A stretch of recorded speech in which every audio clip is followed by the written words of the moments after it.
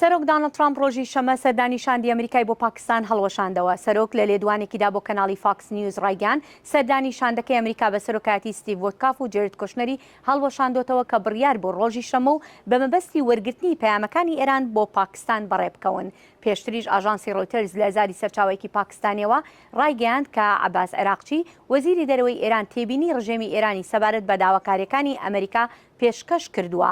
بەپێی ئاژانسەکە عێراقچی لە کۆبوونەوەکەدا لەگەڵ بەرپرسانی پاکستان داواکاریەکانی ئێرانی لە ئەمریکا خستۆتە ڕوو. هاکان فیدان وەزیری دەرەوەی تورکیا ڕاگەیاند وڵاتەکەی دەتوانێت بەشداری لە پاککردنەوەی تەنگەی هورمز لە مین بکات پاش هەر ڕێککەوتنێکی ئاشتی کە ڕەنگە لە نێوان تاران و واشنگتن بێتە ئاراوە. فیدان ئێواری شەمە لە لەندەن لە لێدوانێکیدا بۆ ڕۆژنامەوانان وتی پێشبینی دەکرێت دوای هەر ڕێککەوتنێک تیمێکی تەکنیکی دەست بەکار بکات بۆ پاککردنەوەی مینەکان لەم تەنگەیەدا. ئەو ڕاشیگەیاند کە تورکیا بە شێوەی بنەڕەتی ئەم هەوڵانە وەک ئەرکێکی مرۆڤایەتی باش دەبینێت و ئەگەر ئەو هەلومەرجانە هەبن هیچ کێشەیەک لە بەشداریکردن لە پاککردنەوەی مینەکاندا نابێت. پێشتر سندکام هاوکات لەگەڵ یەکەمین قۆناغی کۆبوونەوەی ئیسلاماباد لە نێوان ئەمریکا و کۆماری ئیسلامی ڕایگەیاند کە پاککردنەوەی مین لە تەنگەی هورمز دەستی پێکردووە.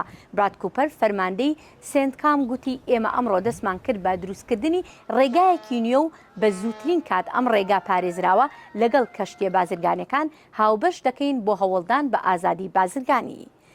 فەرمانگەی میدیا و زانیاری حکوومەتی هەرێمی کوردستانیش ئاماری نوێی هێرشەکانی بۆ سەر هەرێمی کوردستان بڵاو کردەوە و دەڵێت لە وەتای ئۆپراسیۆنی دژ بە ڕژێمی ئێران لە 28 مانگی دووی ئەم ساڵەوە دەستی پێکردووە 809 هێرشی درۆن فڕۆکەی بێفڕۆکەوان و موشک کراوەتە سەر هەرێمی کوردستان لە کاتێکدا هەرێمەکە لەو ململانەیەدا بێلایەنە. فەرمانگەکە دەڵێت لە هێرشەکان 20 شەهید و 123 برینداری لێکەوتۆتەوە هاوکات سەدان هاوڵاتی زیانی داراییان بەرکەوتووە. حکوومەتی هەرێمی کوردستان دەڵێت چەندین جار داوا لە حکوومەتی فیدراڵی لە بەغدا کراوە کە ئەنجامدرانی ئەو کردەوە تیرۆریستانە دەستنیشان بکات و لێپێچینەوەیان لەگەڵدا بکات و بەرپرسیار بکرێن و ڕێوشێنی پێویست بگیرێتە بەر بۆ کۆتایی هێنان بەم دەستدرێژیە نایاساییانە. فەرمانگەکە دەڵێت لە کۆی 809 هێرشدا 701 هێرشی فڕۆکەی بێفڕۆکەوان بووە و 108 هێرشی موشکی بووە. بڕیارە ئەم شەو سەرۆک ترامپ بۆ یەکەم جار وەک سەرۆک بەشداری ئێوارەخوانی پەیامنێرانی کۆشکی سپی بکات. کۆمەڵی پەیامنێرانی کۆشکی سپی نوێنەرایەتی ئەو ڕۆژنامە نووسانە دەکات کە ڕووماڵی هەواڵەکانی پەیوەست بە کۆشکی سپی و سەرۆکی ئەمریکا دەکەن. ئەو ڕێکخراوە ساڵانە میوانداری ئەو چالاکیە دەکات.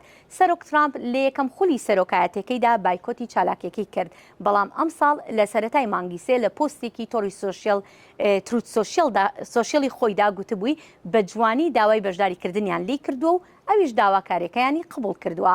ئێوارەخوانی پەیامنێرانی کۆشکی سپی نەریتێکە کە مێژوەکەی دەگەڕێتەوە بۆ ساڵی 1920.